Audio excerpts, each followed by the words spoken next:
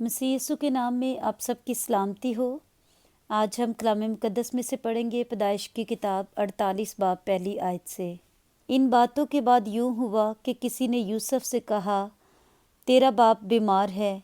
सो वो अपने दोनों बेटों मुनस्सी और इफ्राइम को साथ लेकर चला और याकूब से कहा गया कि तेरा बेटा यूसुफ तेरे पास आ रहा है। और इसराइल अपने को संभाल कर पलंग पर बैठ गया। और याकूब ने यूसुफ से कहा कि खुदाई कादर मुतलिक मुझे लूज़ में जो मुल्क किनान में है दिखाई दिया और मुझे बरकत दी। और उसने मुझसे कहा, मैं तुझे बरोमंद करूँगा और बढ़ाऊँगा और तुझसे कौमों का एक ज़ुमरा पैदा करूँगा और तेरे बाद ये ज़मीन तेरी नस्ल को दूँगा ताकि ये उनकी दायमी मलकियत हो जाए। सो तेरे दोनों बेटे जो मुल्क मिस्र में मेरे आने से पहले पैदा हुए मेरे हैं, यानी रोबन और शमाउन की तरह इफ्राइम और मुनस्सी भी मेरे ही होंगे। और जो औलाद अब उनके बाद तुझसे होगी वो तेरी ठहरेगी, पर अपनी मिरास में अपने भाइयों के नाम से वो लोग नामज़द होंगे। और मैं जब फिदान से आता था तो राखल ने रास्ता ही में, जब इफ़रात थोड़ी दूर रह गया था, मेरे सामने मुल्क किनान में वफ़ात पाई और मैंने उसे वहीं इफ़रात के रास्ता में दफन किया। बैतलहम वहीं है।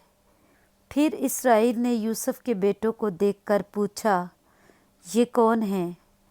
यूसुफ ने अपने बाप से कहा, ये मेरे बेटे हैं जो खुदा ने मुझे यहाँ दिए हैं।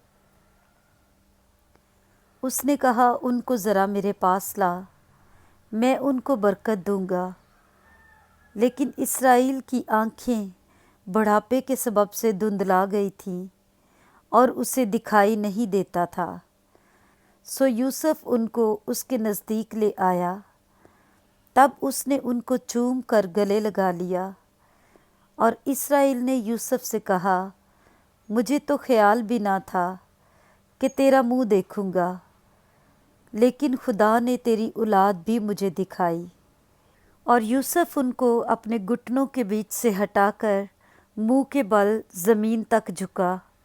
और यूसुफ उन दोनों को लेकर, यानी इफ्राइम को अपने दाहिने हाथ से और इसराइल के बाएं हाथ के मुकाबिल, और मुनस्सी को अपने बाएं हाथ से इसराइल के दाहिने हाथ के मुकाबिल करके उनको उसके नज़दीक लाया। और इसराइल ने अपना दाहिना हाथ बढ़ाकर इफ्राइम के सर पर जो छोटा था और बायां हाथ मुनस्सी के सर पर रख दिया। उसने जानबूझकर अपने हाथ यूँ रखे क्योंकि पलोठा तो मुनस्सी ही था। और उसने यूसुफ को बरकत दी और कहा कि खुदा जिसके सामने मेरे बाप इब्राहिम और इसहाक ने अपना दौर पूरा किया, वो खुदा जिसने सारी उम्र आज के दिन तक मेरी पासबानी की, और वो फरिश्ता जिसने मुझे सब बलाओं से बचाया, इन लड़कों को बरकत दे। और जो मेरा और मेरे बाप दादा इब्राहिम और इसहाक का नाम है, उसी से ये नामज़द हों और ज़मीन पर नहायत कसरत से बढ़ जाएं। और यूसुफ ये देखकर कि उसके बाप ने अपना दाहिना हाथ इफ्राइम के सर पर रखा, नाखुश हुआ और उसने अपने बाप का हाथ थाम लिया ताकि उसे इफ्राइम के सर पर से हटाकर मुनस्सी के सर पर रखे। और यूसुफ ने अपने बाप से कहा कि ऐ मेरे बाप, ऐसा न कर, क्योंकि पलोठा ये है, अपना दाहिना हाथ इसके सर पर रख।